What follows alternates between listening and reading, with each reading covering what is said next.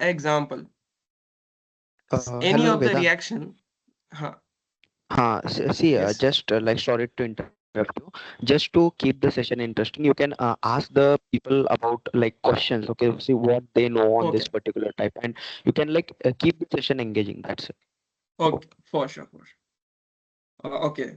So, so everybody know about chemical reaction engineering, or just say we have a reactor. Now we want to make some product, but we have a liquid, suppose in a storage vessel that is at ambient temperature 30 degree, and for the reactor I need a temperature of 80 degrees. The point is, higher temperature favors the high activation energy from, from the Arrhenius equation. So the higher the temperature, more favorable the conditions, and you'll get more energy in the reactant. So to bring the liquid that we have in storage vessel to 80 degrees Celsius, that is at ambient of 30 degree, we'll put a heat exchanger in between. So let's not consider that what kind of heat exchanger we are installing in between these two, but we'll install a heat exchanger. So what this will do, we'll put a, say, some kind of steam or a hot water. So the temperature of this reactant will rise up to 80 degrees, and then we feed it to reactor. Okay. So this is one of the example that why we need a heat exchanger. Moving on to the second example. Okay, before moving on to a second example, if anyone has a doubt, uh, he or she can ask as soon as I finish the slide. Okay, so am I audible, right? Yes, sir. Yes, yes, you're audible, and you can ask doubt in Hindi as well. Okay, so no restriction of any Ha, language no wise. problem. So if anybody wants me to continue in Hindi or mixed, so I can do that as well. Okay, Okay, Vedant, so do the mix second Hindi example. plus English. हाँ, okay, okay, fine. So we have a second example. सभी को compressors तो पता होंगे, सभी ने fluid mechanics में compressors पढ़े होंगे। तो हम उसी का एग्जांपल लेने जा रहे हैं कि आप, वैसे यूजुअली जो कंप्रेसर्स होते हैं will have that in stages, और उन्हीं स्टेजेस के बीच में इंटर स्टेज कूलर लगा रहता है। तो अब हम लोग देखेंगे कि ये इंटर स्टेज कूलर हम क्यों लगा रहे हैं। हम चाहे तो फर्स्ट स्टेज से निकाल के डायरेक्ट मैं सेकेंड स्टेज में फीड कर दूंगा। तो क्या कोई बता सकता है कि मैं कूलर क्यों लगा रहा हूँ, मुझे क्या जरूरत पड़ गई टेम्परेचर को कम करने की? This is a very interesting question, और मुझे लगता है ये इंटरव्यू में पूछ सकते हैं, ये कोई से भी इंडस्ट्री इंटरव्यू हो सकता है आपका, और भी टेक्निकल। तो if any one knows that why we are bringing a temperature down after the compression, any one?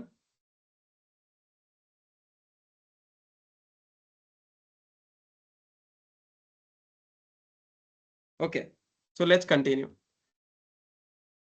देखिए, फर्स्ट ऑफ ऑल, अगर गैस का टेम्परेचर ज्यादा रहेगा तो उसका डेंसिटी कम रहेगा, तो कंप्रेसर को ज्यादा वर्क करना पड़ेगा। मतलब अगर हम इसको एफिशिएंसी के पॉइंट ऑफ व्यू से देखें, तो जो कोल्ड गैस है जिसका टेम्परेचर कम है, उसकी डेंसिटी ज्यादा है, तो पर यूनिट पावर ज्यादा कंप्रेशन होगा एज कंपेयर टू जब जब गैस का टेम्परेचर ज्यादा है।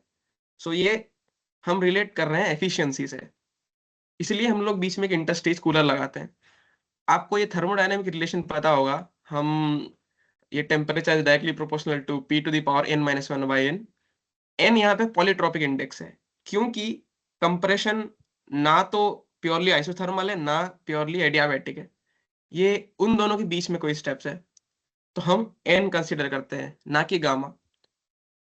सो अब क्योंकि मुझे कंप्रेसर की एफिशिएंसी बढ़ानी है, मैं एक कूलर लगा दूंगा जिसमें कूलिंग वाटर डाल के मैं टेम्परेचर को 35, या ये एग्जांपल है, मैं ले आऊंगा जिससे मेरा कंप्रेसर का एफिशिएंसी बढ़ जाएगा।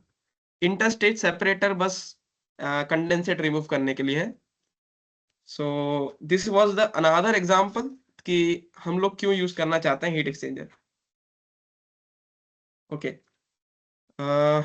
Should I move forward? If anyone have question, please ask.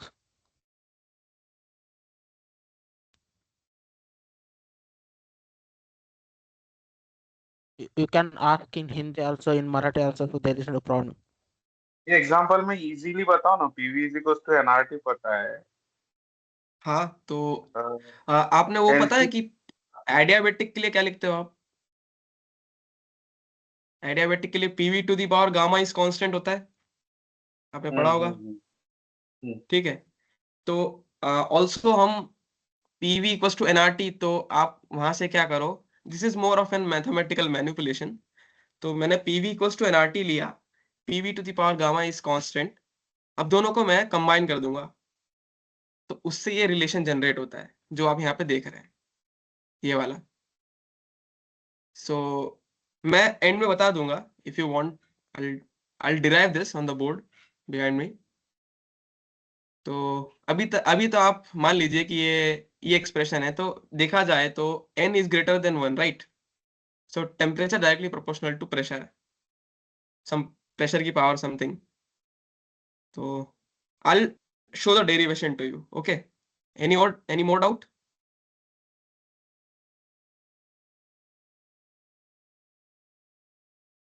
Okay, yes, anyone?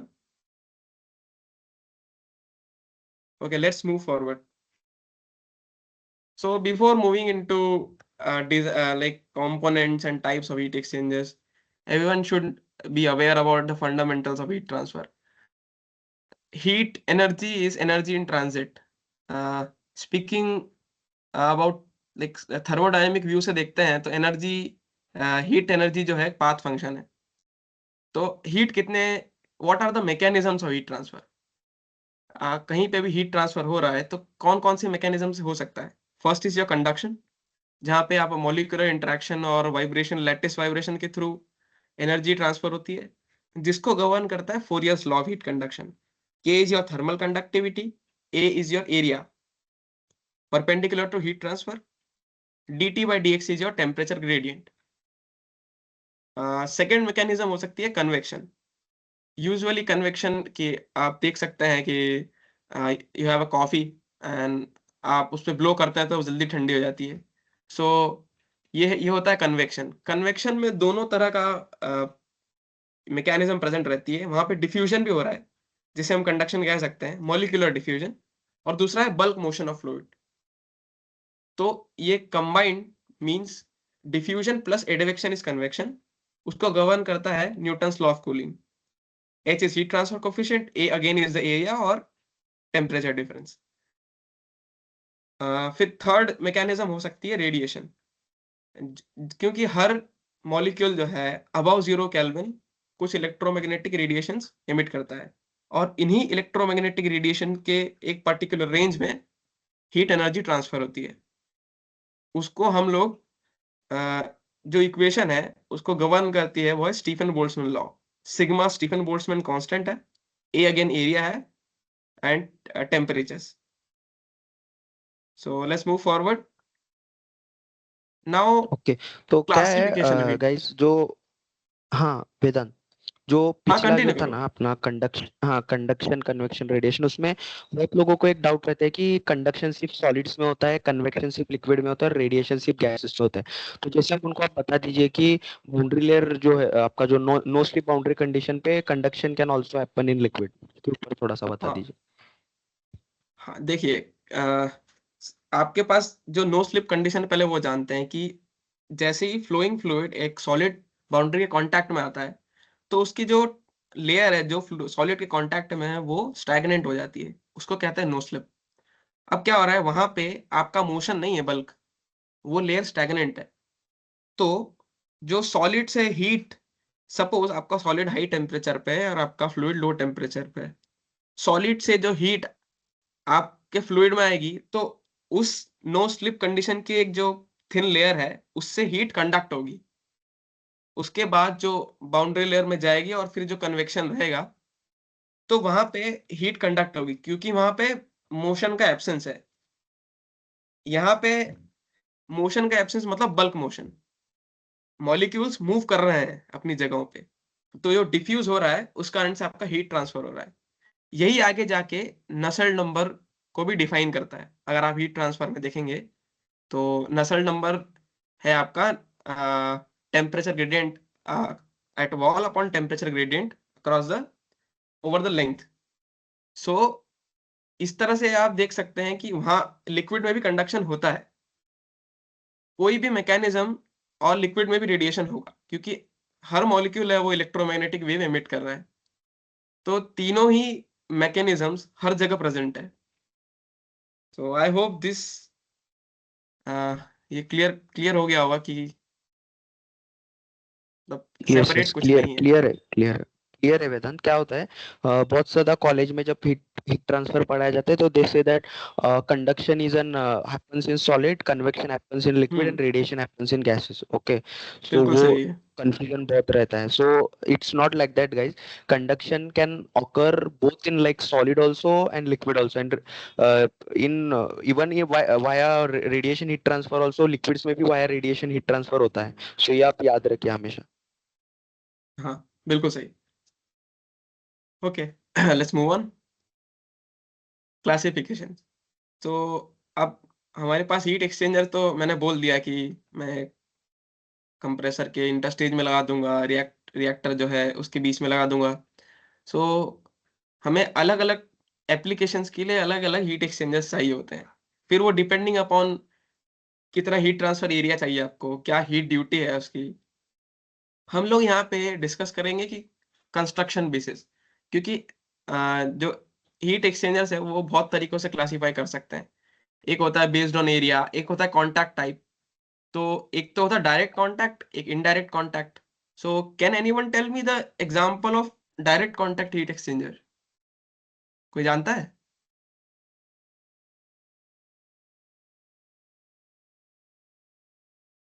जहाँ पे दो फ्लूइड जो है हॉट और कोल्ड दोनों को मिक्स कर दें, उसके डायरेक्ट कांटेक्ट कहते हैं। तो क्या आपको ऐसा कोई इक्विपमेंट पता है कि जहाँ पे डायरेक्ट कांटेक्ट हो रहा हो इंडस्ट्री में, आपने पढ़ा हो? Cooling tower. Exactly, good. वहां पे आप एयर और वाटर का कांटेक्ट करा रहे हो जिसमें हीट ट्रांसफर हो रहा है, जो इवेंचुअली वाटर का टेम्परेचर डाउन कर दे रहा है। Cooling yes sir. टावर भी एक बहुत वास्ट टॉपिक है so let's not go there. हम एक्सचेंजर्स पे ही रहते हैं।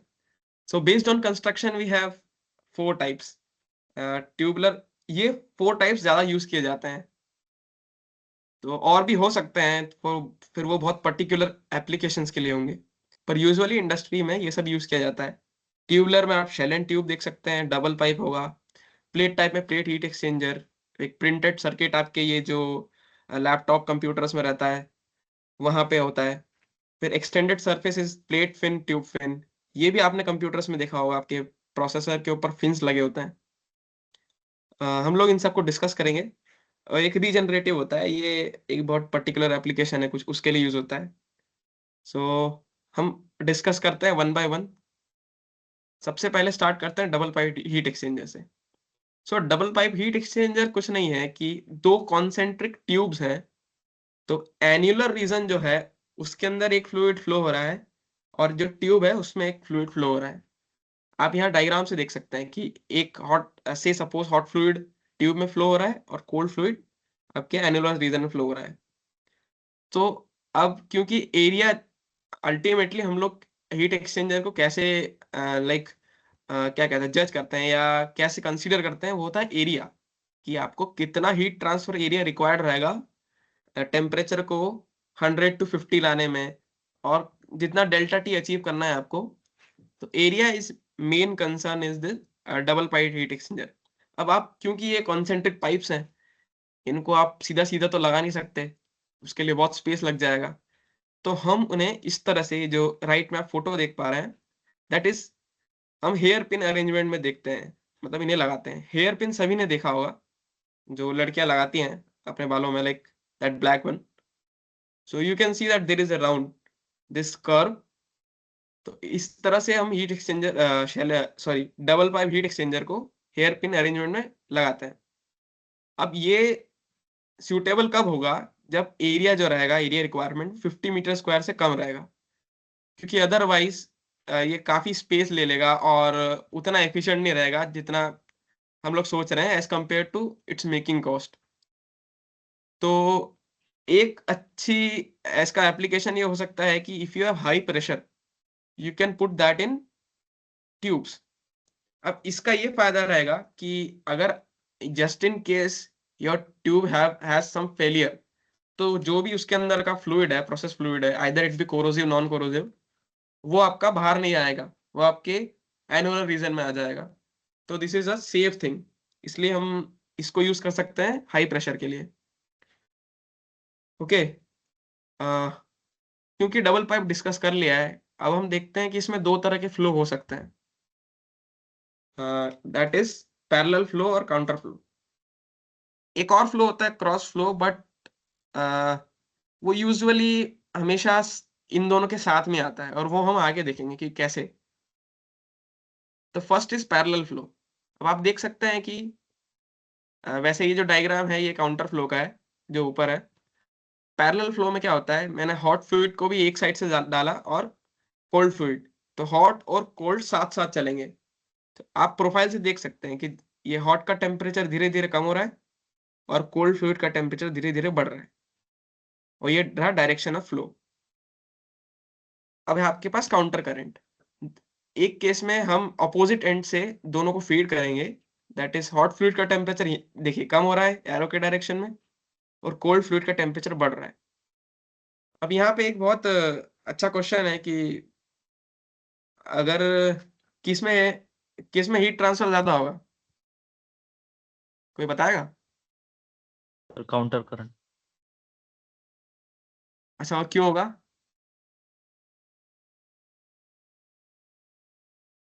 चलिए ये क्वेश्चन आप सोचना, इसको हम बाद में डिस्कस करेंगे। तो हेलो गाइस, आप पार्टिसिपेट करिए क्वेश्चंस में, बिकॉज रोहित अकेले ही बात कर रहा है। Let's keep it two way. आप अगर आपको नहीं भी आ रहा तो raise hands and tell that okay, counter को कुछ भी हो आपका, मतलब keep it two way, right? हाँ, कोई भी डाउट हो, कोई कितना भी बेसिक डाउट हो, आप you can ask, very simple. So okay, इस स्लाइड में कोई प्रॉब्लम नहीं है ना, मैं आगे बढ़ता हूँ। सर वो पिछले अब वाले स्लाइड में प्रॉब्लम था, वो 2 पास 4 डबल पास पाइप, वो। हाँ हाँ सर, मैं इसमें आऊंगा उस वो पे भी, पासेस पासेस कैसे मतलब चूज करते, वो कुछ मैं क्लियर नहीं हुआ मैं है। आऊंगा उस पे भी आऊंगा, वो ओके आगे है, वो शेलेन ओके ट्यूब में पूरा उसको बताया मैंने। Okay, so okay. वैसे पासेस इसमें यूज नहीं किए करते हैं इसमें, ये तो नॉर्मल है। आप जो पासेस की बात कर रहे हो, आप वो शेलेन ट्यूब की बात कर रहे हो। ओके, वो भी हम डिस्कस करेंगे। तो okay let's move on to logarithmic mean temperature difference. So this is this is very important कि हम लोग क्यों लॉगरिथमिक मीन डिफरेंस यूज कर रहे हैं। हम अर्थमेटिक भी तो डिस्कस कर सकते हैं कि यहाँ पे जितना टेम्परेचर है और इस साइड जितना टेम्परेचर है, दोनों को ऐड कर दो और उसे 2 से डिवाइड कर दो।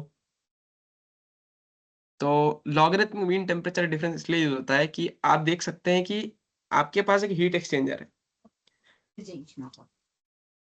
तो उसमें क्या हो रहा है कि हर पॉइंट पे at every cross section temperature change हो रहा है। यहाँ आप इस डायग्राम से देख सकते हैं, this is TH the hot fluid और दिस इज कोल्ड फ्लूइड। तो एवरी पॉइंट या एवरी क्रॉस सेक्शन के ऊपर टेम्परेचर चेंज हो रहा है, तो हम अर्थमेटिक मीन नहीं यूज कर सकते। अर्थमेटिक मीन यूज करने का मतलब है लीनियर टेम्परेचर चेंज हो रहा है, पर लीनियर हीट एक्सचेंजर्स में होता नहीं है, इसलिए हम लोग logarithmic mean temperature difference use करते हैं। तो अब बात यह है कि कैसे आया, तो इसका एक डेरिवेशन है। अगर हम लोग डेरिवेशन नहीं डिस्कस करेंगे क्योंकि वो बहुत ज़्यादा, फिर सेशन बहुत लंबा चला जाएगा। आप मुझसे बाद में पूछ सकते हैं अगर आपको डेरिवेशन चाहिए, या मैं आपको सजेस्ट कर दूंगा कोई बुक्स। तो लॉगरिथमिक मीन क्या है, सबसे पहले लेते हैं जो ये डेल्टा T1 और डेल्टा T2, इन कहते हैं अप्रोचेस। तो एक अप्रोच क्या हो गई, TH1 माइनस TC1, और दूसरी अप्रोच हो गया TH2 माइनस TC2। ये ends of a heat exchanger पे हम लोग यूज करते हैं। अभी हम लोग डबल पाइप के कंटेक्स्ट में बात कर रहे हैं। तो ये आपकी अप्रोचेस हो गई और लॉगरिथमिक मीन टेम्परेचर का फॉर्मूला ये रहा। ओके, इसमें कोई डाउट, क्योंकि ये इंपॉर्टेंट चीज है।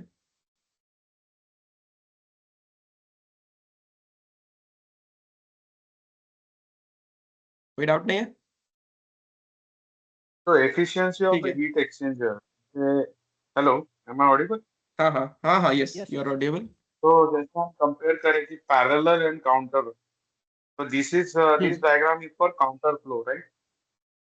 ना, दिस इज फॉर पैरेलल। देखो हॉट डिक्रीज हो रहा है, cold see the arrow direction. या हाँ हाँ। सॉरी। सो हम्म इसको एफिशिएंसी कैसे कैलकुलेट करते हैं, जैसे कितना एफिशिएंट है, तो अप्रोचेस। एक्चुअली यहाँ पे एफिशिएंसी का नहीं आता है कैलकुलेशन। अभी तो हम लोग सिर्फ अमाउंट ऑफ, देखो सबसे पहले अभी हम तो देख रहे हैं कि कितना हीट ट्रांसफर हो रहा है। अभी तो तुम्हें वो चाहिए ना, लाइक अगर मैं ये यू नो अप्रोचेस समझ गए आप, ठीक है? अप्रोचेस क्या है? अगर मुझे ट्रू हीट ट्रांसफर चाहिए कि आपका कितना हीट ट्रांसफर हो रहा है, मैं एएमटीडी यूज कर नहीं सकता क्योंकि फिर वो गलत हो जाएगा।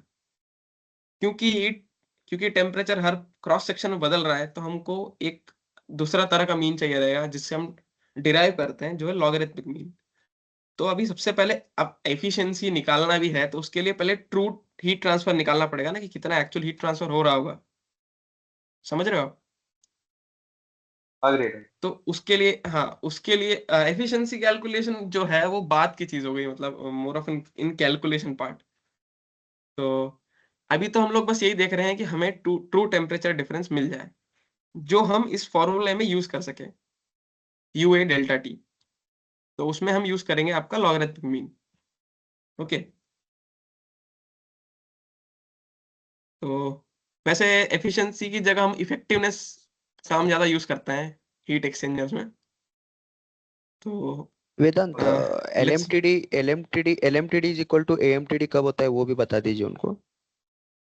हाँ, वो फेज चेंज जब भी होगा आपका, तो उस केस में आपका जो एलएमटीडी होगा वो एएमटीडी के बराबर होगा। एक केस और होता है जब ये जो आपका अप्रोचेस है ना, डेल्टा T1 और डेल्टा T2 वो इक्वल हो जाएंगे।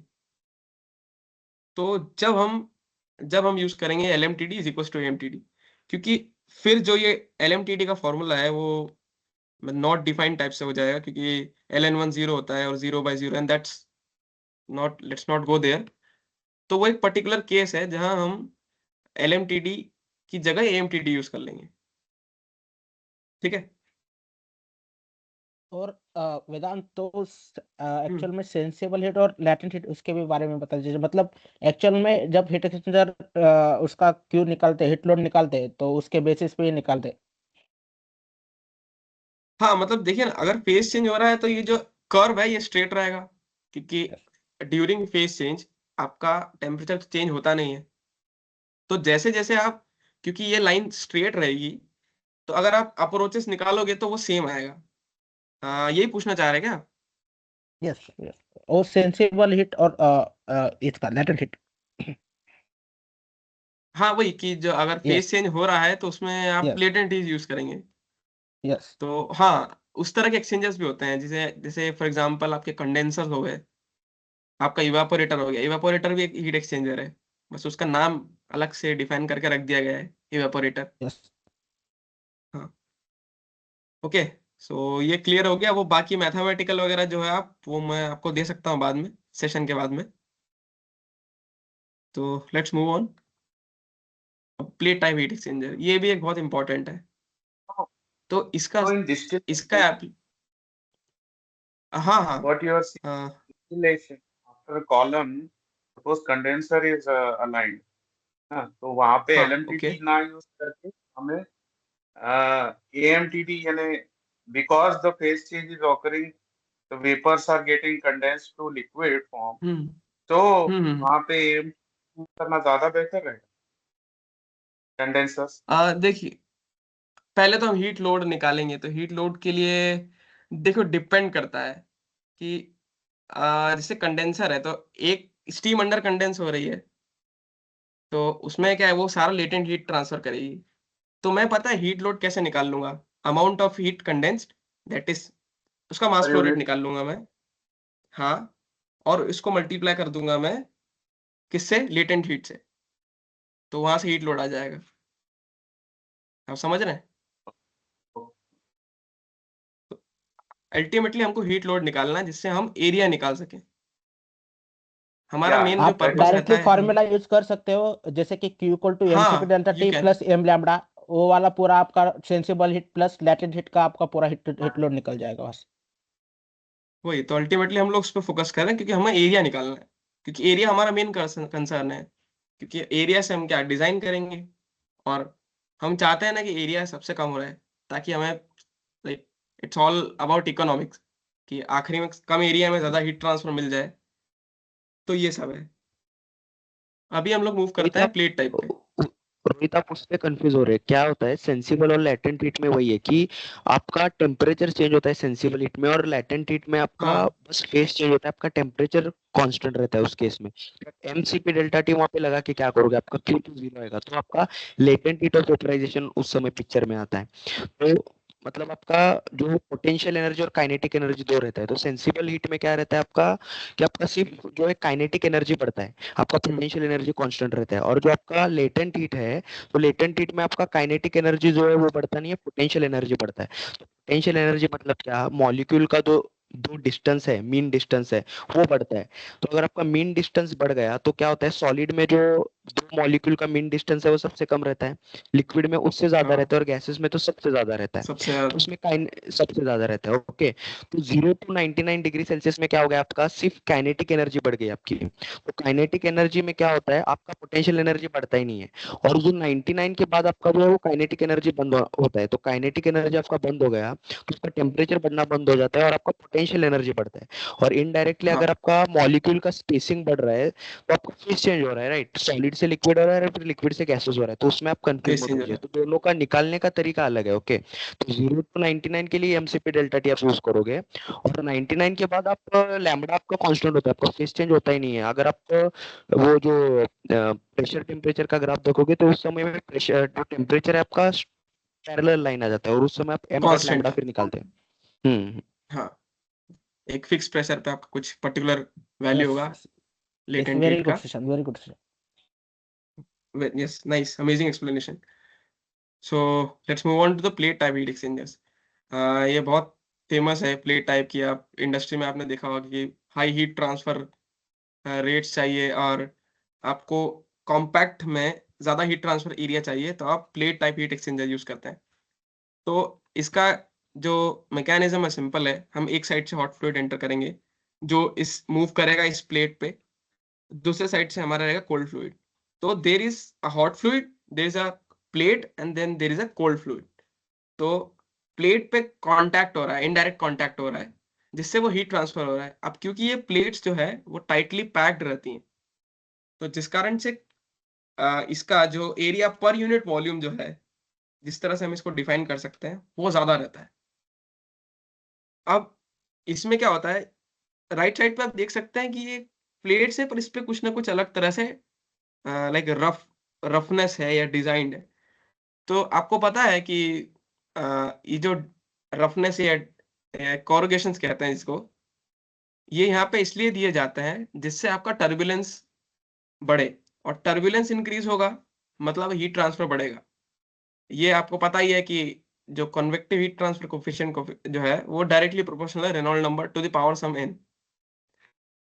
तो टर्बुलेंस बढ़ रहा है मतलब वेलोसिटी बढ़ रही है, ultimately that will lead to increase in heat transfer. Okay, अब यहाँ पे गैस्केट्स लगे होते हैं जो हॉट और कोल्ड फ्लूइड को मिक्स होने से बचाते हैं, राइट। और फिर आप देख सकते हो कि अगर ये इन्हें यूज करना है, तो इसमें जो स्पेस है बहुत, इट्स वेरी टाइटली पैक्ड।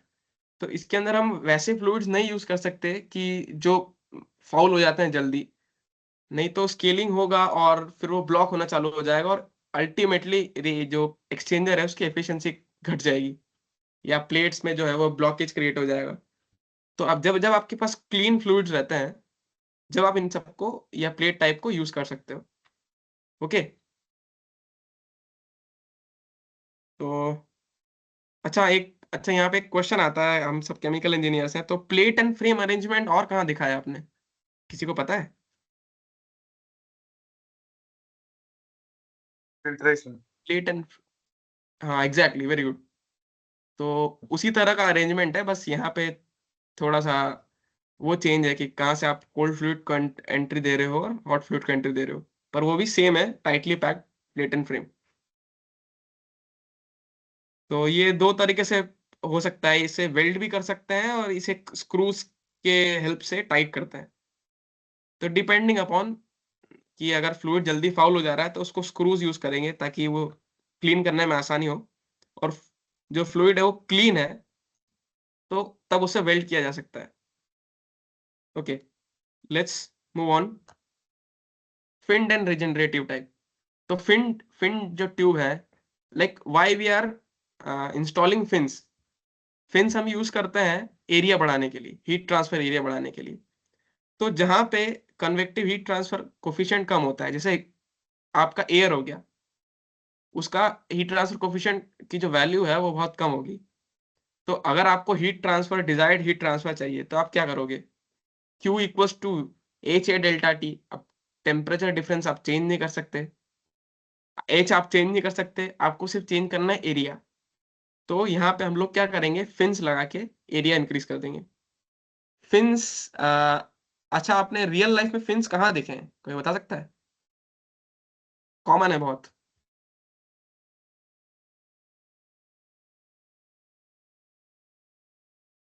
घर पे जो कूलर रहता है। क्या वो फिन्स है? जा रहे हो आप, सही जा रहे हो, आपका अप्रोच सही है, थोड़ा आपको और सोचना चाहिए। नॉर्मल डेली लाइफ में अपने कहीं ना कहीं फिन्स तो देखे ही होंगे। Bike, scooter, engines. Exactly exactly. और एसी, एसी का जो कंडेंसर रहता है उसमें भी फिन्स रहते यस। हैं। हाँ हाँ। बाइक्स बाइक्स में भी फिन्स रहते हैं इंजन पे। तो ये हीट डिसिपेट करने का काम कर रहा है, तो अल्टीमेटली फिन्स का यूज करते हैं उसी तरीके से। एक रीजनरेटिव हीट एक्सचेंजर होता है, इसका बहुत स्पेसिफिक कुछ एप्लीकेशन है कि आप पहले हॉट फ्लूइड को एंटर कराते हो एक सॉलिड मैट्रिक्स में। वो उस मैट्रिक्स, अब मैट्रिक्स क्या है, उसका कुछ हीट कैपेसिटी रहेगा, तो वो कुछ हीट स्टोर करके रखेगा अपने अंदर।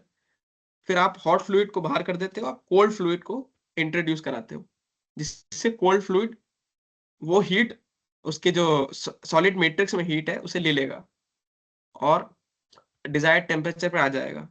तो ये इस तरह का जो एक्सचेंजर है, ये काफी क्या कह सकते हैं, स्पेसिफिक एप्लीकेशन में यूज होता है। यूजुअली हम लोग दूसरे तरह से यूज करते हैं। तो ओके, सो इतने तक किसी को कुछ डाउट है other than the mathematical part? No sir. So continue करें हम लोग।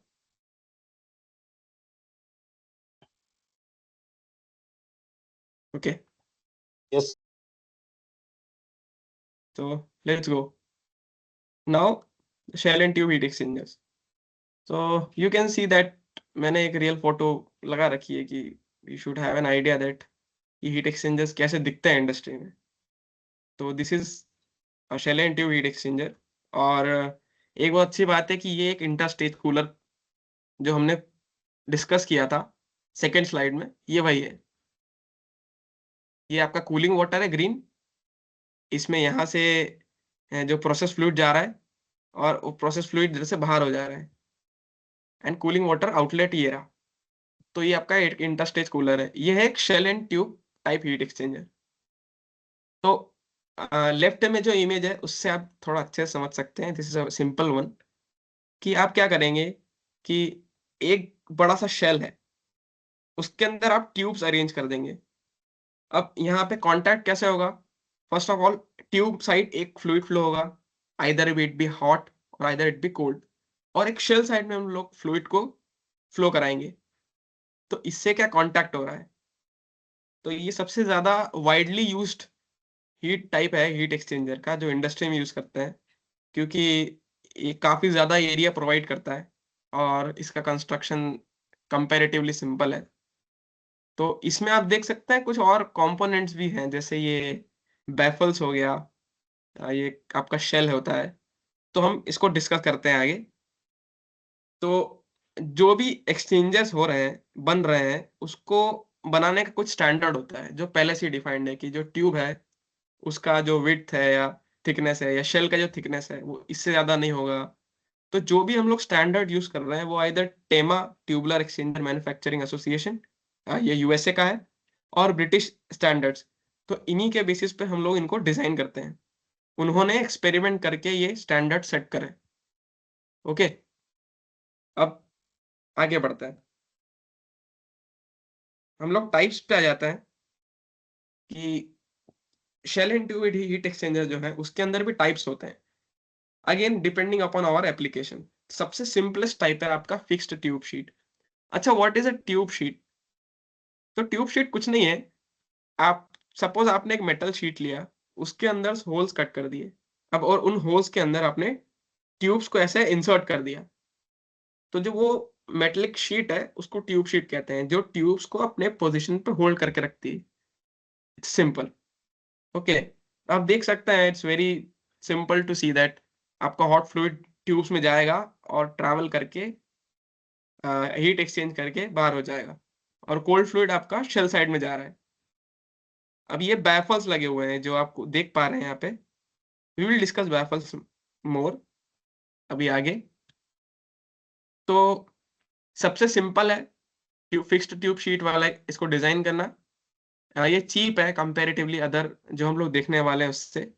पर इसमें एक प्रॉब्लम है, अगर टेम्परेचर डिफरेंशियल ज्यादा हो जाता है तो, अच्छा ये अच्छा क्वेश्चन है, बहुत अच्छा क्वेश्चन है, ये मैं आपसे पूछता हूँ कि अगर मान लीजिए इसमें हाई टेम्परेचर्स में हम लोग हॉट फ्लूइड डाल रहे हैं, कोल्ड फ्लूइड डाल रहे हैं, मतलब बहुत ज्यादा, तो सपोज 200 डिग्री पे हॉट फ्लूइड जा रहा है और 20 डिग्री के ऊपर का कोल्ड फ्लूइड जा रहा है, तो क्या हो सकता है, क्या होगा? कुछ प्रॉपर्टी है मेटल की, क्या प्रॉपर्टी है जो तब हम यूज नहीं कर सकते?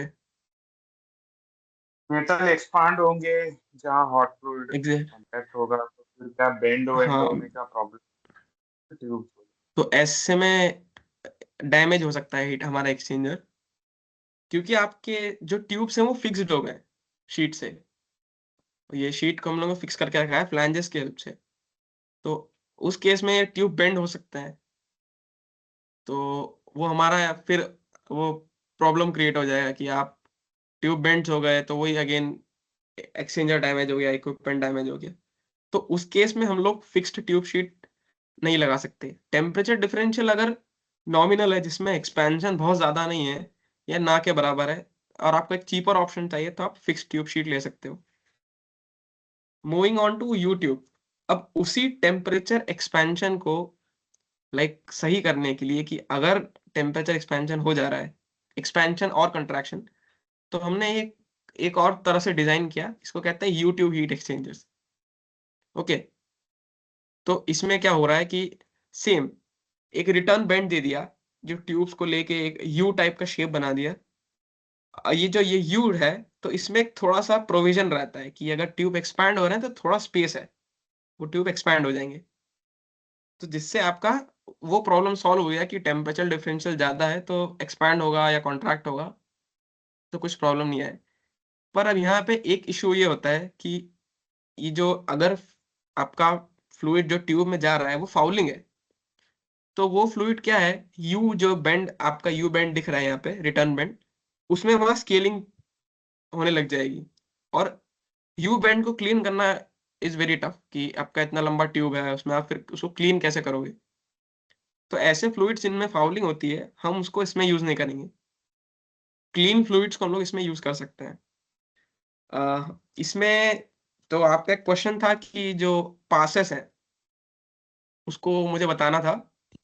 तो देखिए ये सर 1-2 फाउलिंग के यूट्यूब बारे हीट में थोड़ा एक्सचेंजर। बता दीजिए। हाँ, तो फाउलिंग का ऐसा है कि देखो, जो भी फ्लूइड रहता है, मतलब वो अगर आप डीमिनरलाइज वाटर यूज नहीं कर रहे हो, तो let's take an example of water. तो पानी के अंदर भी कुछ सॉल्ट डिसॉल्व होते हैं, राइट? तो वो सॉल्ट का क्या होता है कि अगर आपका टेम्परेचर बढ़ रहा है तो वो सॉल्ट प्रेसिपिटेट हो जाते हैं। कुछ सॉल्ट्स ऐसे होते हैं आपका टेम्परेचर डिक्रीज हो रहा है तो प्रेसिपिटेट हो जाएंगे। तो वो सॉल्ट्स होते हैं सल्फेट्स, कार्बोनेट्स। तो जैसे ये प्रेसिपिटेट होंगे, ये जाके आपके सरफेस पे लाइक जम जाएंगे।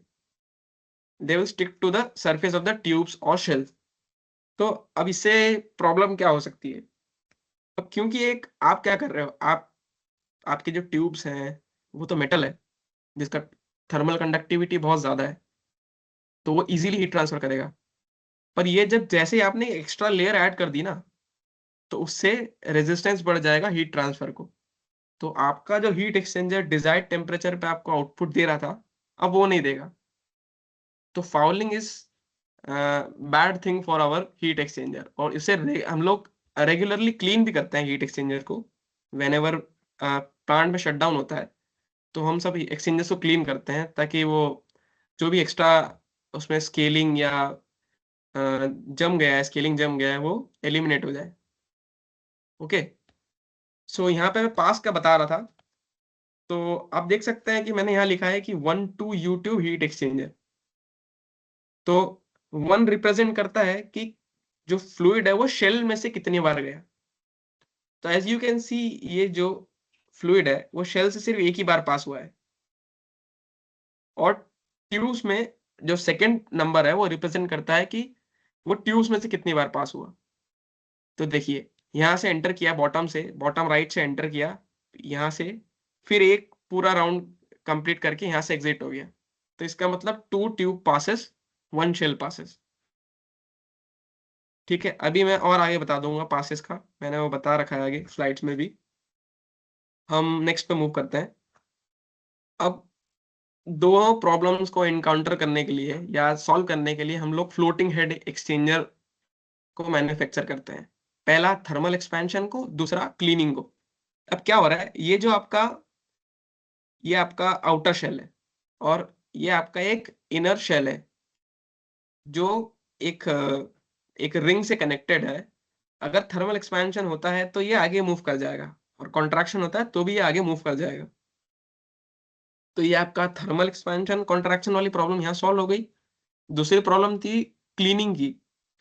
तो क्या होगा, जैसे ये आप इस शेल को निकालोगे तो इसका क्लीनिंग आसान हो जाएगा, क्योंकि ये ट्यूब्स स्ट्रेट है। तो दोनों, तो पिछली प्रॉब्लम को हम लोगों ने सॉल्व करने के लिए इस तरह का एक फ्लोटिंग हेड हीट एक्सचेंजर को मैन्युफैक्चर किया। अब इसका एक डाउन साइड ये है कि इसका जो मैन्युफैक्चरिंग कॉस्ट ज्यादा है, तो ये एक चीपर ऑप्शन नहीं होगा।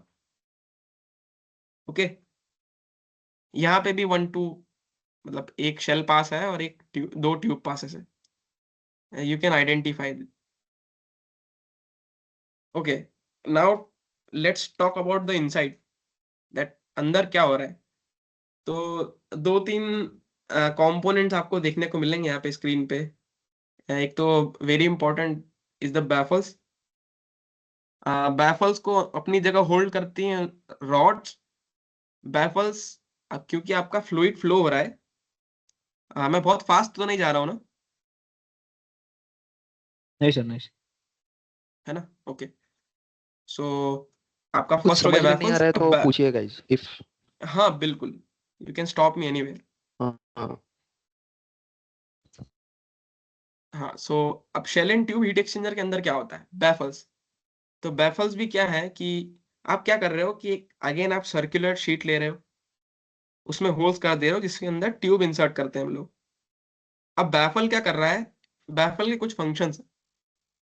तो बैफल क्या करता है, एक तो फ्लो डायरेक्ट करता है शेल के अंदर, दूसरा ये टर्बुलेंस इंक्रीज करने का काम करता है जिससे अल्टीमेटली हीट ट्रांसफर बढ़े। अब क्योंकि ये फ्लो को डायरेक्ट कर रहा है, इसका मतलब ये कांटेक्ट टाइम भी बढ़ा रहा है, या रेसिडेंस टाइम कह सकते हैं, जिससे हीट ट्रांसफर फिर एनहेंस होगा। ओके, तो आप बैफल को देख सकते हो, ये जो नीचे एक इमेज है वो डिस्प्ले कर रही है कि ये जो ऊपर तक कट है, इसको 20 to 25% ऊपर से हमने काट दिया है, सर्कुलर था उसको हमने काट दिया है, जिससे क्या होगा, वो जो 25% का जो पार्ट है उससे फ्लूइड फ्लो होगा। देखिए यहाँ पे ये इस तरह से ये फ्लूइड यहाँ फ्लो होगा, फिर ऐसा जाएगा एक। तो अब तो इस तरह का फ्लूइड का पैटर्न रहेगा। तो बैफल्स क्या करता है, हीट ट्रांसफर इंक्रीज करता है क्योंकि वो टर्बुलेंस बढ़ा रहा है, दूसरा। वो फ्लो को डायरेक्ट करता है और रेसिडेंस टाइम बढ़ाता है। तो इसलिए हम लोग बैफल्स यूज करते हैं। रॉड्स क्या होती हैं? रॉड्स जो है वो बैफल्स को अपने प्लेस पे होल्ड करके रखती हैं। दो एक नीचे सिचुएटेड रहती हैं और ऊपर सिचुएटेड रहती हैं। अब व्हाट इज बैफल स्पेसर्स? अब क्योंकि जो भी हीट एक्सचेंजर है उसमें शेल साइड पे फ्लूइड का प्रेशर ज्यादा हो सकता है। तो अगर मैं सिर्फ नॉर्मली ट्यूब बैफल की शीट में ट्यूब को इंसर्ट करके रखूंगा तो हो सकता है कि प्रेशर के कारण वो शिफ्ट हो जाए। तो इसलिए हम लोग स्पेसर यूज करते हैं ताकि वो फिक्स्ड पोजीशन पे बने रहे, हॉरिजॉन्टली फिक्स्ड रहे। और ट्यूब प्लेट आपने देखा ही था, ट्यूब प्लेट या ट्यूब शीट एक ही चीज है। ओके, इसमें कोई डाउट?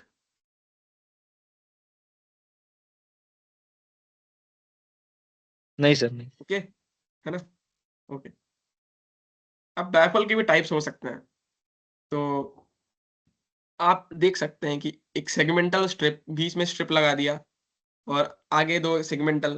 तो अल्टीमेटली हम लोग क्या कर रहे हैं कि प्रॉपर कांटेक्ट हो पाए शेल साइड में और टर्बुलेंस इंक्रीज हो, उसलिए हम लोग उसके लिए हम लोग इस तरह के अलग अलग तरह के बैफल्स यूज करते हैं। एक सेगमेंटल स्ट्रिप टाइप, एक डिस्क एंड डोनट है। आप इमेजिन कर पा रहे हैं कि ये कैसा लगेगा हीट एक्सचेंजर के अंदर ट्यूब्स के साथ? ठीक है। तो एक ओरिफिस टाइप के भी होता है कि जहां से ये देखिए, ये आपका ये बैफल है, यहाँ पे स्पेस है और ये आपका ट्यूब इंसर्ट किया गया है, यहाँ से फ्लूइड निकलेगा। तो ये सब जो मैं बता रहा हूँ ये सब आपके इंटरव्यू के लिए बहुत इंपॉर्टेंट है।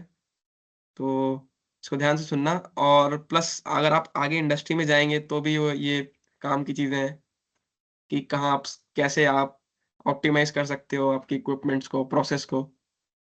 तो देखिए ये पाथ, ये बेफल्स लगे हुए हैं वर्टिकल, तो फ्लूइड का पाथ कैसा रहेगा? इस तरह का। अगर बेफल्स नहीं होते तो फ्लूइड डायरेक्ट निकल जाता शेल साइड से। ओके, तो हम आगे बढ़ते हैं।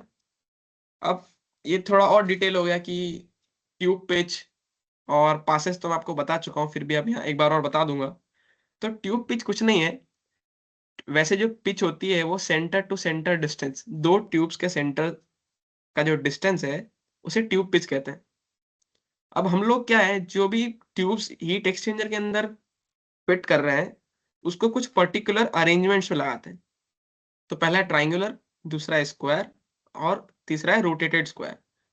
तो आप समझ पा रहे हैं कि ये ट्राइंगुलर फॉर्मेशन में हम लोग हर जगह लगा रहे हैं। जैसे फॉर एग्जांपल आपने हनी कॉम्ब देखा है? हनी कॉम्ब तो देखा ही होगा। हनी कॉम्ब देखा है किसी ने? हाँ बोल दो यार। हाँ देखने। हाँ, तो उसमें कैसे रिपीट होता है, एक हेक्सागोन से रिपीट होते हैं ना। तो वैसे ही आप अगर ट्यूब्स को देखोगे तो ये ट्राइंगुलर पैटर्न रिपीट होगा पूरे ट्यूब बंडल में जो आपके शेल साइड में। तो अब या तो आप ट्राइंगुलर तरीके से लगा दो या स्क्वायर या रोटेटेड स्क्वायर। तो इन तीनों का अपना अपना फायदा है, अपना अपना नुकसान है। ट्राइंगुलर लगाऊंगा ज्यादा टर्बुलेंस मिलेगा, पर ज्यादा प्रेशर ड्रॉप होगा, तो पंप वर्क बढ़ जाएगा मेरा। स्क्वायर लगाऊंगा तो हीट ट्रांसफर थोड़ा कम हो जाएगा, पर इसमें प्रेशर ड्रॉप कम मिलेगा। इसका ऑप्टिमाइज फॉर्म हो गया रोटेटेड स्क्वायर। बस इनमें इतना ही था। ये पिच वगैरह का जो और कैलकुलेशन है ये डिजाइन में थोड़ा डिटेल में है। तो अभी तो आपको ये पता होना चाहिए कि तीन तरह से हम लोग ट्यूब को बंडल में अरेंज करते हैं। Sorry, that is triangular, square और रोटेटेड स्क्वायर। इन सब का ये हाई प्रेशर ड्रॉप, प्रेशर और हीट ट्रांसफर के कोरिलेशन चल रहा है कि किसमें ज्यादा है किसमें कम है, डिपेंडिंग अपॉन आवर नीड्स कि हमें क्या लगाना चाहिए। अब देखिए ये बेटा, अगर अगर मैं cleaning cleaning point of view के लिए या फिर मतलब हाँ हीट ट्रांसफर और प्रेशर ड्रॉप के टर्म्स में कौन सा अच्छा है कौन सा बुरा है, एक बार वो भी बता दीजिए। ओके। सो देखिए, क्योंकि ट्राइंगुलर जो है वो क्लोजली स्पेस्ड है एकदम, तो यहाँ पे ज्यादा प्रेशर ड्रॉप मिलेगा। पर क्योंकि क्लोजली स्पेस्ड है तो टर्बुलेंस बढ़ेगा, उस कारण से आपका हीट ट्रांसफर बढ़ेगा। पर यहाँ पे क्लीनिंग में प्रॉब्लम आएगी क्योंकि ये क्लोजली स्पेस्ड है। तो अगर आपको कॉम्प्रोमाइज आप कर सकते हो, आपके पास मार्जिन है रिगार्डिंग क्या कहते हैं, रिगार्डिंग हीट ट्रांसफर की, अगर आपको थोड़ा भी कम चल जाएगा तो आप स्क्वायर यूज कर सकते हैं। और उस क्योंकि स्क्वायर में जो अरेंजमेंट है, जैसा आप देख सकते हैं कि बीच में स्पेस बहुत है, इससे क्लीनिंग अच्छे से होगी। जिसमें हाई फॉलिंग फ्लूइड्स होते हैं, जो मान लीजिए कुछ इंटरवल्स के बाद आपका ये चोक होने लग जाता है शेल के अंदर, तो उस केस में आप स्क्वायर यूज कर सकते हैं। और आपको दोनों का ही ऑप्टिमाइजेशन चाहिए तो आप रोटेटेड स्क्वायर यूज कर सकते हैं। It's depend upon your need. तो ठीक है। हाई हीट अब यहाँ पे ट्रांसफर मतलब हेलो, मेरा हाँ हाँ क्वेश्चन ऑडियंस है। हाई हीट ट्रांसफर जब बोल रहे हैं, हाई टुर्बुलेंस बोल रहे हैं, तो साइड में टुर्बुलेंस ज्यादा होता है या फिर शेल साइड में? ऑडियंस से रोहित, केदार, अगर जब ट्यूबुलर लगाते हैं, ट्रायंगुलर लगाते हैं, तो हाई मतलब टुर्बुलेंस ज्यादा होता है, तो शेल साइड पे टुर्बुलेंस, शेल साइड के फ्लूइड पे टुर्बुलेंस ज्यादा होता है या फिर ट्यूब साइड पे?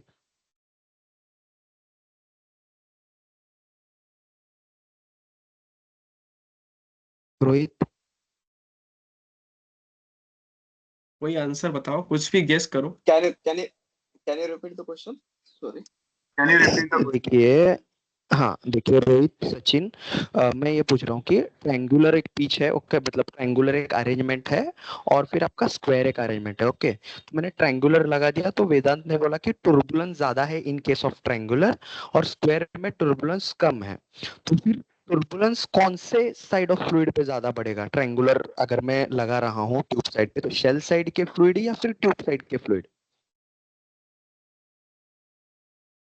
Shell side के fluid. Shell side. वही पूछना चाह रहा हूँ मैं। थोड़ा सा इंटरेक्टिव रखेंगे guys, because that is more important, because नहीं तो वन मोनो साइड पे हम लोग ऐसा है, मोनोटोनस नहीं होना चाहिए। वन साइड पे वेदांत बताते जा रहे हैं और बाकी के मतलब मोबाइल रख के कहीं चले हो गए, हमको पता भी नहीं चलेगा, बिकॉज हम लोग इस चीज का कोई चार्ज नहीं कर रहे, right? It is free of cost. Vedant भी अभी नाइट शिफ्ट के लिए जाएगा, तो he is withdrawing some time and spending, तो थोड़ा सा इंटरेक्टिव रखेंगे। और मतलब लोग ज्यादा चाहिए था, एक्सपेक्टेड था, बट कम है, तो फिर सेशंस में कुछ ये नहीं रहेगा मतलब लेने का। चलेगा ओके, चलेगा, कोई कंटिन्यू इशू नहीं। वेदांत। वेदांत ओके, कंटिन्यू। है ना। तो हम लोग क्या कर रहे हैं, अल्टीमेटली शेल साइड का टर्बुलेंस बढ़ा रहे हैं, ऐसा सुशांत ने बताया।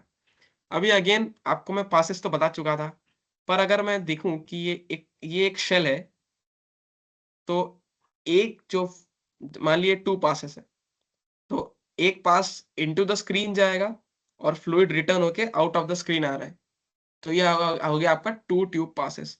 सिमिलरली आप 4 ट्यूब पासेस को भी अरेंज कर सकते हो। तो फर्स्ट सेक्शन में इनटू द स्क्रीन जा रहा है, सेकंड में आउट ऑफ स्क्रीन आ रहा है, फिर थर्ड में आप इनटू द स्क्रीन और फोर्थ में आउट ऑफ द स्क्रीन। तो इस तरह से आप नंबर ऑफ पासेस बढ़ा सकते हैं।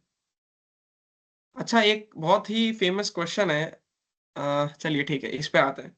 एक बहुत अच्छा फेमस क्वेश्चन है कि अगर मैं नंबर ऑफ पासेस बढ़ा दूंगा तो उससे क्या होगा, मतलब मुझे जरूरत ही क्या पड़ी कि मैं पासेस बढ़ा दूं। नॉर्मली भी मैं पास एक पास में ही काम चला सकता था, तो ऐसी क्या नीड आ गई कि मुझे एक पार्टीशन लगा के, देख सकते हैं आप, ये एक पार्टीशन लगा हुआ है, ये real life 1 two pass heat exchanger है। तो एक बार फ्लूइड यहाँ से जाएगा और उस साइड से रिटर्न होके यहाँ से आएगा। तो व्हाट इज द नीड, कि हमें ऐसा क्या नीड पड़ा कि मैं एक पार्टीशन लगा के पास बना दूं। मैं तो एक ही बार में पूरा पानी डाल देता, क्योंकि ये कूलर है। तो उसका क्या उसका रेसिडेंस फ्लूइड का रेसिडेंस टाइम बढ़ जाएगा, क्रॉस फ्लो एरिया बढ़ जाएगा, उससे हमारा हीट ट्रांसफर में एफिशिएंसी बढ़ जाएगी। क्रॉस फ्लो एरिया बढ़ जाएगा? हाँ। रेसिडेंस टाइम, आप फिर से सोचिए कि क्या रेसिडेंस टाइम बढ़ेगा और एरिया भी बढ़ेगा। जो क्रॉस सेक्शनल एरिया है, अगर मैं पास बढ़ा दे रहा हूं तो एरिया बढ़ेगा या रेसिडेंस नहीं टाइम नहीं, बढ़ेगा? एरिया सॉरी सॉरी, एरिया कम होगा, लेकिन जो हाँ, कांटेक्ट ऑफ फ्लूइड है, हॉट फ्लूइड और कोल्ड फ्लूइड, उसके बीच में का कांटेक्ट टाइम बढ़ेगा उससे। चलिए ठीक है, तो अगर मैं एरिया कम कर देता हूँ अच्छा, यू नो दैट कि एक फिक्स्ड अमाउंट ऑफ मास पास हो रहा है, ठीक है? तो अगर आप एरिया कम कर देते हो तो वेलोसिटी बढ़ जाएगी, तो टाइम राइट तो उतना ही लगेगा रिएक्ट एक्सचेंजर से पास होने में। तो अल्टीमेटली आप सही जा रहे हो, सही है, वो वेलोसिटी बढ़ाने ही हमारा एम है। अल्टीमेटली हमारा एम है टर्बुलेंस बढ़ाना, जिससे हीट ट्रांसफर बढ़े। तो बढ़िया, ऐसा सोच सकते हैं आप। तो ये आपका एक रियल लाइफ पिक्चर हो गया कि कैसे आप, कैसा दिखता है एक्चुअली एक्सचेंजर, अगर आप 1 2 देखें तो। और ये कुछ अलग तरह से दो डिजाइन अलग हो गए कि अगर आप शेल को सीरीज में लगाएंगे तो कैसा दिखेगा, और ये एक ही में 4 ट्यूब पास लगा दिए इन्होंने और 2 शेल पास लगा दिए।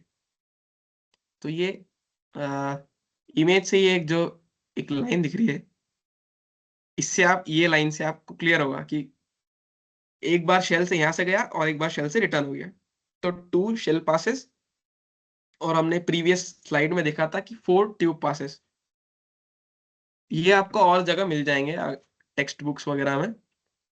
सो अब एक मेन चीज आती है कि क्योंकि जो आपका, अच्छा यहाँ तक कोई क्वेश्चंस?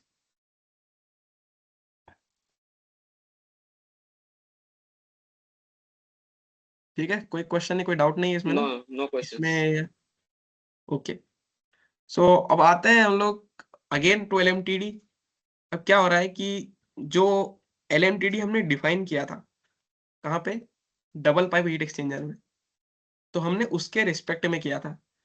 अब क्योंकि आपके पास shell and tube heat exchanger भी है, so you want to calculate the heat duty, right? या ultimately for design you need to calculate the area of heat exchanger. तो आपको टेम्परेचर डिफरेंस तो चाहिए रहेगा।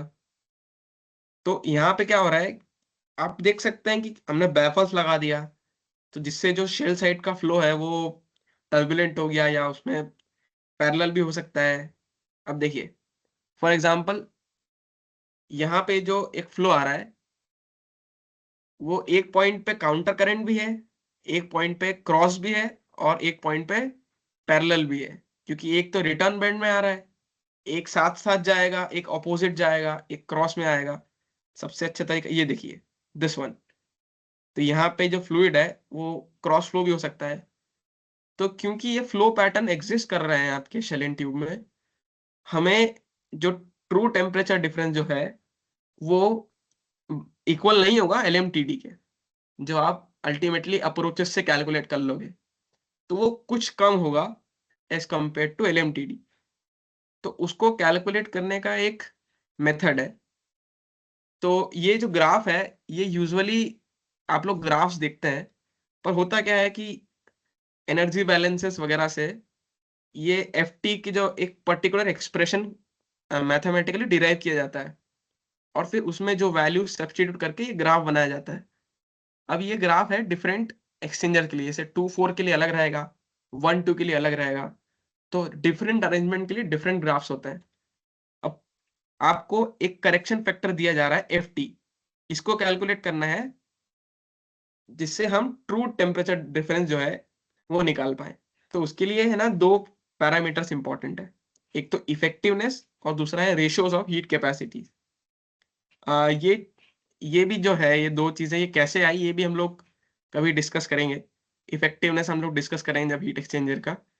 तो ये 2 पैरामीटर्स, क्योंकि हमें से इसमें टेम्परेचर का रिक्वायरमेंट है, तो हम इससे एफटी करेक्शन फैक्टर निकाल लेंगे और उससे ट्रू टेम्परेचर डिफरेंस निकल जाएगा। अब यहाँ पे एक बहुत बड़ी कंडीशन है कि अगर आपका जो करेक्शन फैक्टर है वो 0.75 से कम है, तो जो हीट एक्सचेंजर है वो इतना अच्छा नहीं है या इतना एफिशिएंट नहीं है, तो उसको हम कंसीडर नहीं करेंगे। हमेशा से एफ टी 0.75 से ज्यादा होना चाहिए। अब इसका लॉजिक ऐसा है कि अगर आपका टेम्परेचर डिफरेंस बहुत कम हो जाएगा तो आपका एरिया बहुत बढ़ जाएगा, क्योंकि आपको तो heat transfer, same amount of heat transfer achieve करना है, इसलिए एरिया बहुत बढ़ जाएगा। एरिया बहुत बढ़ गया तो कॉस्ट बहुत बढ़ जाएगा, हमको ऑप्टिमाइज रखना है। इसलिए जो भी करेक्शन फैक्टर 0.75 से कम है उसे हम कंसीडर नहीं करते। ओके, इसमें कोई doubt? No doubt. Okay, clear. हाँ, अब ऑपरेशनल प्रॉब्लम्स, ये आप रियल लाइफ इमेज देख सकते हैं। जो भी मैं फाउलिंग बता रहा था ना, स्केलिंग और फाउलिंग, देखिए ये एक हीट, जो एक शेल है उसको काटा गया है, आप देख सकते हैं, क्योंकि यहाँ पे बहुत ज्यादा टफ स्केलिंग जम गया था। अब ट्यूब रिप्लेस होगा, तो यहाँ आप देख सकते हैं कि हर ट्यूब पे थोड़ा थोड़ा है, कुछ जगह ज्यादा है, कुछ जगह कोरोजन भी है। तो यूजुअली कोरोजन नहीं होता है, क्योंकि हम लोग एलॉयज वगैरह का यूज करते हैं ट्यूब्स बनाने में, पर फिर भी वो प्रोन रहता है कोरोजन के, depending upon nature of the fluid, कौन सा फ्लूइड फ्लो हो रहा है। जैसे बहुत ज्यादा अगर कोरोसिव है, तो वो कोरोजन करेगा ही करेगा, कुछ किसी न किसी तरीके से, लॉन्ग टाइम में करेगा पर कर सकता है। वही फाउलिंग का है कि अगेन मैं जैसे फाउलिंग लास्ट टाइम एक्सप्लेन किया था, कि जो आपका सल्फेट्स कार्बोनेट्स है, जैसे कैल्शियम सल्फेट एक सबसे अच्छा एग्जांपल है, वो डिपॉजिट हो जाता है, तो वो इसका एक हार्ड स्केलिंग हो जाता है। इसका एग्जांपल आपने देखा होगा, आप जब भी आप घर में पानी को उबालते हैं, ये एग्जांपल सभी ने देखा होगा, जब भी आप घर में पानी को उबालते हैं, तो अगर वो आपका बहुत लॉन्ग टर्म के लिए आप उसमें उबाल रहे हैं, तो एक स्केल नीचे डिपॉजिट हो जाता है, सभी ने देखा होगा। तो बेसिकली स्केलिंग या फाउलिंग वही चीज है जो हम लोग यहाँ पे एक्सचेंजर्स में देख रहे हैं। एक डर्ट फैक्टर यूज होता है कि ये कैलकुलेशन में ही काम आता है डर्ट फैक्टर, कि जो डर्टी डर्टी या फाउल्ड एक्सचेंजर है उसका हीट ट्रांसफर कोफिशिएंट या ओवरऑल हीट ट्रांसफर कोफिशिएंट कितना है, और क्लीन का जब स्टार्ट हुआ था एक्सचेंजर को यूज करना, तो इस वैल्यू से हम लोग जज करते हैं कि लाइक कितना होना चाहिए, कितना रेजिस्टेंस मिलेगा, या हीट एक्सचेंजर कितना इफिशिएंटली चल रहा है। तो डर्ट फैक्टर से हम लोग इस तरह से जज कर सकते हैं। So this was the session guys. आपको कोई डाउट्स है इसमें कहीं पे भी कुछ भी, तो आप पूछ सकते हैं कोई भी स्लाइड पे।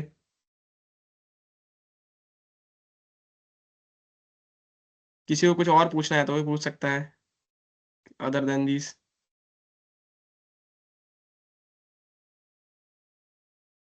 आप हिंदी में भी पूछ सकते हो जिसको कुछ पूछना हुआ तो। हाँ, कोई प्रॉब्लम नहीं है।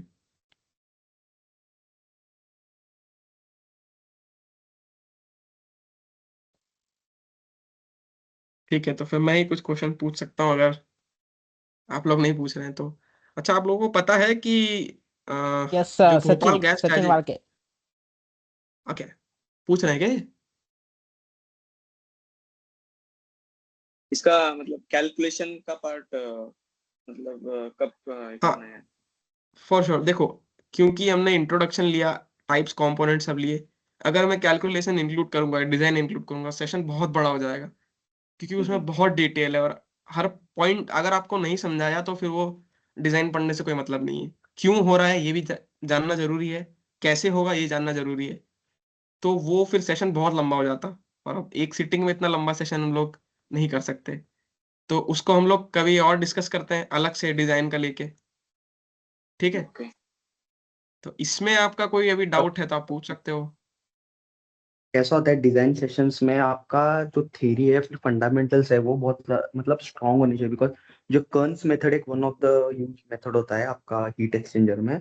तो कर्न्स मेथड के लिए आपका मैथमेटिकल फाउंडेशन भी बहुत सही चाहिए, और आपका जो फंडामेंटल्स मतलब क्लासिफिकेशन ऑफ हीट एक्सचेंजर्स हो गए, फिर एरिया कैसे निकालते हैं, मतलब पूरा एक आपका एक अच्छा खासा उसके लिए नॉलेज चाहिए। और क्या होता है गाइस, आप तो मतलब टू वे कम्युनिकेशन आप रखोगे, और अगर इंडिविजुअल मतलब पार्टिसिपेंट्स रहेंगे तो हम लोग सेशंस करवाएंगे। अभी वेदांत तो मतलब उसका प्रोजेक्ट भी हीट एक्सचेंजर्स के ऊपर था, तो कैलकुलेशंस वो कितने भी डेप्थ तक लेके जा सकता है, बट इट ऑल डिपेंड्स कि मतलब लोग कैसे उसको मतलब ये कर रहे हैं, कम्युनिकेट कर रहे हैं, या फिर कैसे कोलैबोरेशन कर रहे हैं, तो उसके ऊपर डिपेंड करता है। एग्जैक्टली। मुझे मेरा एक डाउट है। हाँ, स्लाइड कोई स्लाइड पे क्या, या जनरल? हाँ, मेरा मेरा एक क्वेश्चन है। मतलब कौन से बेसिस पे हम ऐसा कह सकते कि मेरा जो हीट एक्सचेंजर मतलब बना है वो ऑप्टिमम है, और मेरा जो हीट ड्यूटी है वो मतलब एक करा इफेक्टिव है, तो मतलब उसकी कुछ है क्या चेक लिस्ट या कुछ है क्या ऐसा? हाँ हाँ, बिल्कुल बिल्कुल, क्यों नहीं। देखो, सबसे पहला तो है कि आप अगर एक्सचेंजर लगा रहे हो, तो हम सबसे पहले मूव करते हैं ये एग्जांपल पे।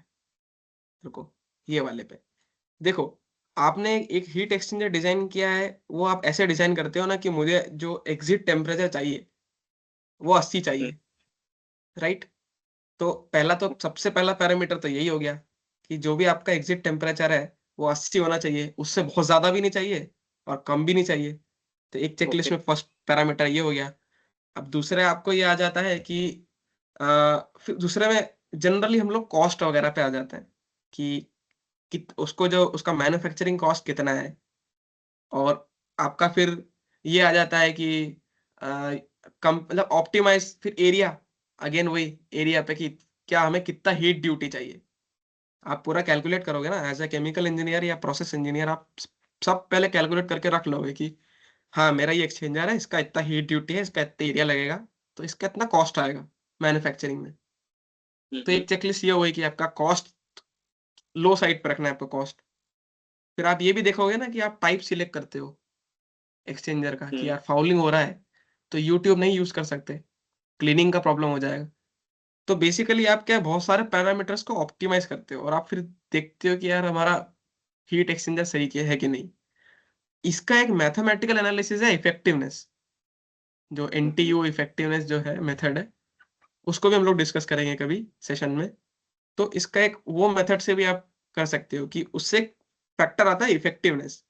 उसमें आप देखते हो कि मतलब वो थर्मोडायनेमिक्स टाइप से हो जाता है कि ये तो हम लोग कॉस्ट वॉस्ट में देख रहे हैं या डिजायर्ड क्या है उसमें देख रहे हैं, वो एक एनालिसिस हो जाता है पूरा कि आपका रिएक्टर, सॉरी रिएक्टर बोल रहा हूँ, हीट एक्सचेंजर कितना इफेक्टिव है। तो ये बहुत सारे पैरामीटर्स हैं, आप सोचेंगे तो आप और भी निकल सकते हैं। तो इस तरह से एक चेकलिस्ट बना सकते हो कि अच्छा ये जो कुछ मेजर पॉइंट्स हैं, टेम्परेचर, कॉस्ट, एरिया, तो ये सब पे आप like you can create a list and then select the best exchanger. Also it depends upon the properties of the material. हाँ बिल्कुल सही। what kind of fluid we are using, तो okay अगर आपका फ्लूइड बहुत कोरोसिव है तो उसके लिए फिर एलॉयज वगैरह यूज करना पड़ेगा ट्यूब में, लाइक दिस। राइट तो बहुत सारे फाइन पैरामीटर्स। ओके ओके, वेदा एनी मोर आपका जो क्वेश्चंस? आप ग्रेफाइट हीट एक्सचेंजर प्लांट कर रहे हो तो यूरिया प्लांट में कितना हीट एक्सचेंजर्स का यूज होता है और वहां पे कौन कौन से हीट एक्सचेंजर यूज होते हैं बीएनएफएल में यूरिया हाँ हाँ प्लांट में? बिल्कुल बिल्कुल। सुशांत भाई कोई और कुछ बोलना चाह रहा था? Rohit graphite heat exchanger, graphite? Yes yes या मेरे इंडस्ट्री में तो ग्रेफाइट हीट एक्सचेंजर्स यूज होते हैं। हाँ तो पॉसिबल है, देखिए वो ग्रेफाइट, हाँ ये एक बहुत पर्टिकुलर आ गया, जैसे रीजनरेटिव हो गया ना, तो ये एक बहुत पर्टिकुलर एप्लीकेशन है। मैं अभी गो थ्रू नहीं हुआ हूँ क्योंकि हमारे जो एनएफएल है इसमें यूजुअली हम लोग shell and tube plate type widely use करते हैं। तो मैं बिल्कुल पढ़ूंगा उसको और हम लोग उसको डिस्कस कर सकते हैं इफ यू वांट। ठीक है। ग्रेफाइट मटेरियल कह रहे हो क्या आप? मैं समझ नहीं पाया उसका मतलब। या ग्राफाइट टाइप बोल रहे हो जो ठीक है। कोरोसिव फ्लूइड के लिए यूज करते हैं ना वही ये करो जब यस अच्छा ओके ओके, लाइनर एक, अच्छा बेसिकली एक लाइनिंग जो है अंदर। नो हाँ नो मैं इट समझ इज गया, यहाँ पे भी use. It is cube of graphite perfect. Okay, तो कोरोजन रेजिस्टेंस के लिए, राइट? या Yes राइट राइट yes. हाँ तो हाई प्रेशर के लिए यूज नहीं कर सकते क्योंकि फिर वो प्रोन राइट टूट इट सकता है ना? It has exactly. ब्रिटलनेस हाँ तो वो ये मैं कह रहा हूँ ना कि बहुत बहुत तरह के हो सकते हैं एक्सचेंजेस, डिपेंडिंग अपॉन आपका यूज क्या है। तो ये जैसे आपने बताया कि ग्रेफाइट है तो ये वन ऑफ द एक्सचेंजर है। और और भी हो सकता है, इसके अंदर लाइनिंग्स भी हो सकती हैं, जैसे लाइनिंग मतलब एक अलग से मेटल लगाते हैं हम लोग जिससे कोरोजन से बचा रहे।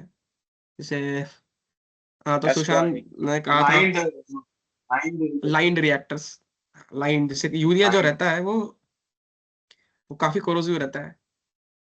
तो उसके लिए हम लोग 316L, जो आपने सुना है स्टेनलेस स्टील का ग्रेड है 316L, low carbon modified urea grade. तो उसके लिए हम लोग लाइनर यूज करते हैं, जिससे क्या है वो सॉल्यूशन का कांटेक्ट कार्बन स्टील शेल पे ना हो, नहीं तो वो उसको कोरोट करके वो डिटेरियोरेट करने लग जाएगा। अब सुशांत हमसे एक अच्छी चीज पूछी थी कि कौन कौन से एक्सचेंजेस हम लोग यूज करते हैं और इंडस्ट्री में। तो देखो, सबसे जो वाइडली यूज्ड जो एक्सचेंजर है वो है आपका शेल एंड ट्यूब। ये देखो, क्योंकि क्या है, हीट ड्यूटी बहुत ज्यादा है, तो छोटे एक्सचेंजर्स हम लोग ज्यादा लगाते नहीं है, क्योंकि हमें एरिया बहुत सही है, हीट ड्यूटी बहुत ज्यादा है, इसलिए हम usually shell and tube use करते हैं। कहीं कहीं पे हम लोग प्लेट भी यूज करते हैं, प्लेट टाइप भी यूज कर लेते हैं। वही अगेन कि कॉम्पैक्ट रखना है और इतना ज्यादा हीट लोड नहीं है उस पे, तो हम लोग प्लेट टाइप भी यूज कर लेते हैं। ये जो आप इमेजेस देख रहे हैं जनरली इंडस्ट्री वहीं की है, ये इंटरस्टेज कूलर हो गया। फिर ये भी एक हीट एक्सचेंजर का ही पार्ट है। ये प्री हीटर टाइप से है जो डिस्टिलेशन कॉलम में यूज होता है। तो ये देखिए शेल एंड ट्यूब ही है यूजुअली। और बाकी हाँ, एक और यूज होता है, एक एक जो हमारा स्ट्रिपर है, अमोनिया स्ट्रिपर इसको कह सकते हैं, उसमें फॉलिंग फिल्म यूज होता है, फॉलिंग फिल्म हीट एक्सचेंजर। उसका नाम स्ट्रिपर है पर वो एक्चुअली हीट एक्सचेंजर है। फॉलिंग फिल्म इसलिए यूज करते हैं क्योंकि हमको कांटेक्ट टाइम रिड्यूस करना है। बैफल लगा के हम लोग कांटेक्ट टाइम बढ़ा रहे थे, फॉलिंग फिल्म में हमको कांटेक्ट टाइम रिड्यूस करना है, ताकि कोई अनडिजायर्ड प्रोडक्ट ना बने। ओके, सो यही सब एक्सचेंजर्स हम लोग यूज करते हैं। तो और कोई डाउट आपका इसी रिलेटेड टू स्लाइड्स? और किसी के कुछ क्वेश्चंस है? फॉर स्टडिंग हीट ट्रांसफर आप क्या यूज करते हो? Notes as well as PQ अच्छा, कर्व? इस तरह क्वेश्चन। हाँ देखो, वैसे पहले तो मैं ये बताना चाहूंगा कि डिपेंड्स अपॉन कि आप अभी आपने अपना लेवल कितना सेट करके रखा है। अगर आपको बेसिक्स आता है तो फिर मैं बोलूंगा कि आप कर्न वगैरह पे मूव कर सकते हो, क्योंकि उसको क्या, बुक क्या है ना, वो अज्यूम करके रखी है कि आपको आता है हीट ट्रांसफर। आप डायरेक्ट उस पर कूद जाओगे तो आप कहीं ना कहीं फंस जाओगे। तो मैं तो एडवाइस ये दूंगा कि अगर आप हीट ट्रांसफर के फंडामेंटल से लाइक अवेयर नहीं हो, तो पहले एक टेक्स्ट बुक उठाओ, कोई सी भी रेफरेंस टेक्स्ट बुक, सेंजल ले लो, इनक्रोपैरा, इनक्रोपैरा मुझे बहुत पसंद है, या आप वो ले सकते हो जेपी हॉलमन। इससे पहले पूरा आपका फंडामेंटल्स पढ़ लो। पूरी पूरी बुक पढ़ने की जरूरत भी नहीं है, आपको जो जो लग रहा है इंपॉर्टेंट है वो सब पढ़ लो। उसके बाद you can go to design और कैलकुलेशंस, तो you will go smoothly. Otherwise आप कंफ्यूज होते रहोगे कि ऐसा क्यों, ऐसा क्यों। और नोट्स आप खुद बनाओ, जैसे किसी की भी नोट्स से नहीं पढ़ना। मुझे ऐसा लगता है कि आप बुक पढ़ रहे हो आप, या लेक्चर्स जो भी देख रहे हो, तो खुद के नोट्स बना लो, वो बेस्ट है। ओके।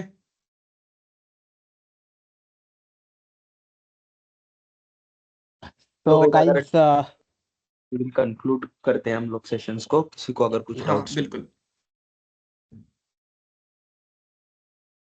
किसी को है कुछ डाउट्स, या फिर हम कंक्लूड करें?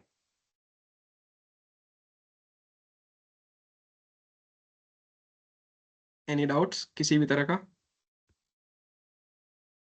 ओके, तो देखिए वेदांत ने इस कंप्लीट सेशन में हम लोगों को like he told like what are heat exchangers and what is the basic mode of heat exchangers like conduction, convection, radiation, and then governing laws. He also described that how we can classify heat exchanger based on the construction type, based on the flow pass, and various modes in which we can classify heat exchangers. Okay, he also explained what is the fouling factor and what are the um, hurdles in decreasing the efficiency of heat exchangers. And he went into the depth of the shell and tube heat exchangers and what is the single pass, multi pass. He also told us कि जो arrangement होता है tubes का tube sheet पे वो किस प्रकार का होता है एंड कितने वेज होते हैं, और जो फ्लो होता है हीट एक्सचेंजर्स में को करंट एंड काउंटर करंट उसके बारे में बताया। और फिर सेंसिबल हीट, लैटेंट हीट का एक बेसिक डिफरेंस क्या होता है, जो बहुत ज्यादा कंफ्यूज होते हैं हमको, ही टोल्ड अस दैट। और पूरा ये एक सेशन रिगार्डिंग एक इंट्रोडक्शन था हीट एक्सचेंजर्स का। तो इंटरव्यू में यही सब चीजें पूछी जाती है। इंटरव्यू में केमिकल इंजीनियरिंग में कोई रॉकेट साइंस नहीं पूछता है। अगर आप लकी हो, if you are able to face the interviews of suppose Tecnimont is there, Technip is there, और एनी प्रोसेस इंजीनियरिंग और प्रोडक्शन इंजीनियरिंग, सो बेसिकली वो इतना ही आपसे मतलब जानना चाहते हैं कि U is equal to U L M T D तो पता है क्या, एल एम टी डी और ए एम टी डी में क्या डिफरेंस है, या फिर आपका Exactly. जो हाँ, ये सब इससे ऊपर इंटरव्यूज में सवाल नहीं जाता है। अभी अगर आप गेट के लिए कर रहे हो तो गेम पूरा अलग हो जाता है। ओके, जैसे वेदांत जो है वो बुक्स का बहुत बड़ा शौकीन है। He has read JP Holman, he has read Hmm. BK Datta, he has read lots of reference book, क्योंकि एमटेक्स के Yes. लिए हीट Best. ट्रांसफर के क्वेश्चंस होते हैं वो टफ लेवल पे होते हैं, तो उसका नॉलेज बहुत डेप्थ है। तो आप अगर आप वो क्वेश्चंस लेके आओगे उसके लेवल पे तो it would become very boring. Okay, तो वो इसलिए हम लोग एक बेसिक ऑडियंस को कंसिडर कर रहे हैं कि मतलब थोड़ा बहुत उनको पता है, तो इसलिए हम लोग सेशंस का लेवल उतना हाई नहीं रख रहे हैं। बेसिक इंट्रोडक्शन या फिर बेसिक ये है, तो लेवल हाई रखने के लिए तो कोई दिक्कत नहीं है, बट ऑडियंस बोर नहीं होना चाहिए, इतना ही हमारा मेन मकसद है। तो Suhas, please give the concluding speech. Yes, yes, yes, yes. Thank thank you everyone for joining today's free webinar on heat exchanger organized by Processwala. We hope this session help you understand the fundamentals of fundamentals, design parameters, and industrial applications of heat exchangers uh, more clearly. So, special thanks to Mr. Vedant Saure for sharing his knowledge, experience, and valuable guidance with all of us. Your practical insights have truly made this session meaningful for aspiring engineers. To all participants, we appreciate your active involvement and presence. Your enthusiasm motivates us to conduct more such a session in the future. Before we end, please make sure all of you please join our WhatsApp group and our connect with us on LinkedIn or YouTube.